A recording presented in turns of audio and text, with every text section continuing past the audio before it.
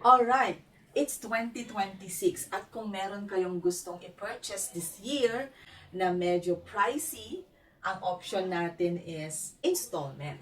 So napaka sikat na option talaga ang installment. Kasi kung minsan, kahit meron tayong cash to pay that item, some of us or most of us, if not all of us, choose to pay that item in an installment basis. Lalong-lalo na kapag 0% interest. So sino sa inyo ang may gustong mag-purchase, paying it in cash or through installment?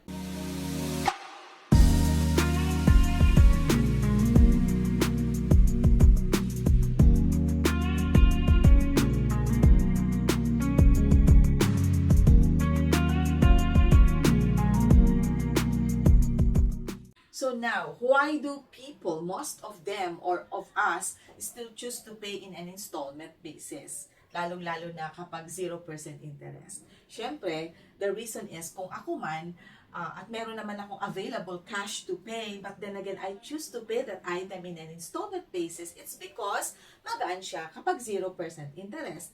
And masisave ko muna yung cash at hand, pwede kong gamitin ito sa mga mas importanteng bagay like yung mga tuition fee ng mga bata kung parent ka man o kaya yung mga emergencies na kailangan nating i-attend which is unavoidable naman. So, best option talaga to save your cash is to pay an item in an installment basis na talagang kailangan mo ding bilhin yung item kasi kailangan mo nga. Hindi siya impulsive buying lalong-lalo na kung based talaga sa need ng family or personal need.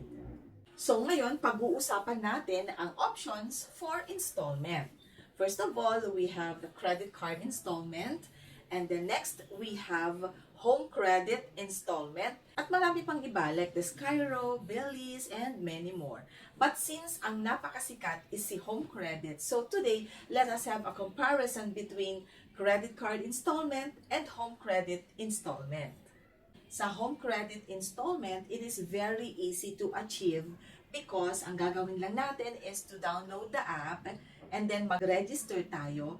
And after verifying your identity, tignan natin kung may offer na credit limit, si home credit. And most of the time, meron naman talagang offer. I have experienced being granted with 80,000 na credit limit from home credit and I appreciated it so much.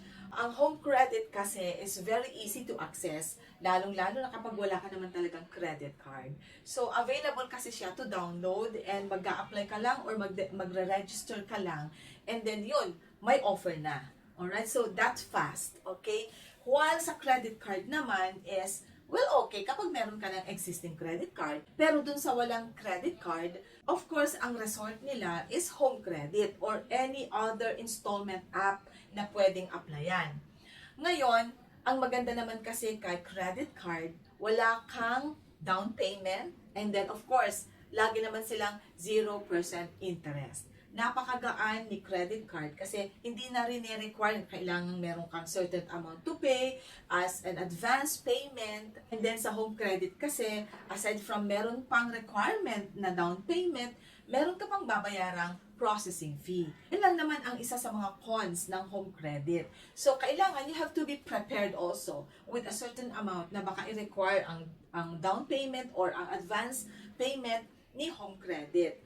On a lighter note, most of the time, marami talagang na-approve sa home credit. So, parang mas madali yatang ma-approve sa home credit. Basta lang na-verify ang iyong identity, pasok ka na. Pwede ka nang mag-apply kapag may offer sa'yo na credit limit. Pero ang maganda naman dito sa credit card is that meron ka kasing points and rewards na na-earn, especially kung ang credit card mo is points and reward earning credit card.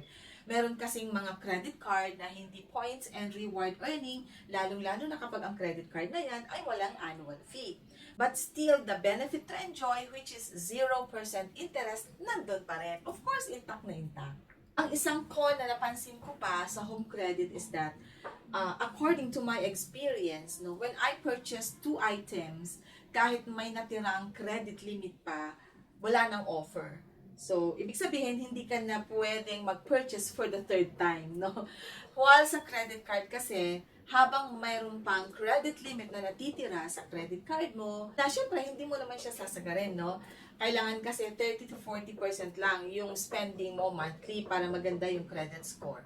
Pero eto, habang may credit limit ka pa sa credit card mo, you can have another installment. Basta kaya ha, basta kaya. Tsaka hindi out of impulsive purchase or impulsive buying. Yun ang maganda sa credit card. At yun naman ang wala kay home credit. I just don't know with other apps kung pwede pa silang mag-apply ng another installment kahit meron ka ng existing.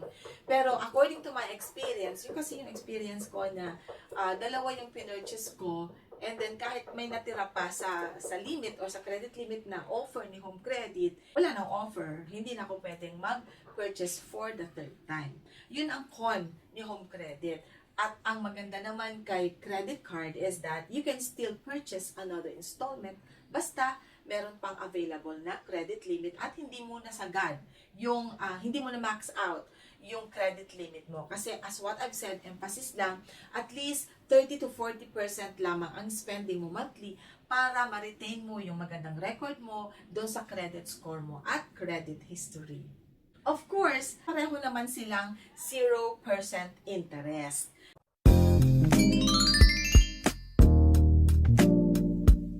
Of course, not to mention, ako personally, meron akong 3 installment with Home Credit. And then meron pa yung kwarta. I was able to avail that one and ine-enjoy ko kasi para siyang credit card in a sense na pwede mong gamitin yung cash available there and then babayaran mo and then pwede mo na namang gamitin. Basta nag-replenish yung credit limit na binigay sa'yo sa kwarta. And I appreciate it so much. Though, I also appreciate yung credit card. Kasi meron din akong mga few installments sa aking mga credit cards and they're doing well. Kasi hindi naman sila nagko-cost ng headache sa akin. Kasi syempre 0% interest and as long as we are paying our monthly bill, kasi nagre-reflect yan sa SOA natin and alam natin kung magkano yung babayaran natin and as long as we pay them on time, on or before the due date, okay na okay. Walang problema. So, sa inyo, whichever is the best option, whether home credit kasi accessible siya or credit card kasi meron ka namang credit card, choose what's best. At ang importante dyan ay kaya nating bayaran yung monthly bill natin. As long as we have the discipline and as long as we can manage our credit card and our home credit app properly, so hindi naman sila nagkukos ng sakit ng ulo. Ang importante kasi dyan, the key is discipline and responsibility or accountability. At sana sa mga pinaplano nating installment this year 2026, of course, kailangan na pagplanuhan yan, may fund yan, may available fund monthly para hindi tayo ma-out of track at para hindi mag-cause ng sakit ng ulo. So, kailangan na pagplanuhan natin lahat yon. Maganda yung nag-advance planning tayo para alam natin kung may plano tayong i-purchase this year. Kailangan alam natin kung may sufficient fund tayo, kung may pagkukuhanan tayo ng pambayad monthly. That is very, very important. At kapag napagplanuhan natin yan ng maigi, hindi naman magkukos ng trouble yan o ng sakit ng ulo yan. Basta ang importante, alam natin kung ano yung mga pinapasok natin at meron tayong plan and meron din tayong mga alternatives. So, I hope you know what I mean, no? Na just in case na malate yung sweldo, madelay ang sweldo, madelay ang kita or kulang ang kita, at least meron tayong alternative. Importante yon. Tandaan, hindi naman problema kung ang item na pinurchase mo or yung installment mo is through credit card or through home credit or any other installment app. Basta ang importante, you are at the right track. I hope nag-enjoy kayo sa video natin for today. Short, but I think it's very beneficial and very informative, lalong-lalo na doon sa mga newbies natin and doon sa mga nagpaplano mag-purchase ng installment this 2026. I hope you get inspired and encouraged and informed kung ano yung mga gagawin natin para hindi tayo magka-problema in the future. At the end of the day, tayo rin kasi yung magka-handle nito at mamroblema just in case na hindi natin napagplanuhan ang mga bagay-bagay or ang mga expenses natin. So, thank you so much for tuning in. Sana makapag-subscribe din po yung mga hindi pa nag-subscribe na dumadaan lang sa ating YouTube channel. And please, do not forget to tap the notification bell down there so that you'll always be notified kapag meron tayong bagong video. Always remember, whatever is that, kahit gaano karaming pagsubok meron tayo sa buhay, because no one is exempted. Lahat tayo meron kanya-kanyang portion of trials and struggles in life. But remember, life is beautiful because God is so good. Bye, everyone.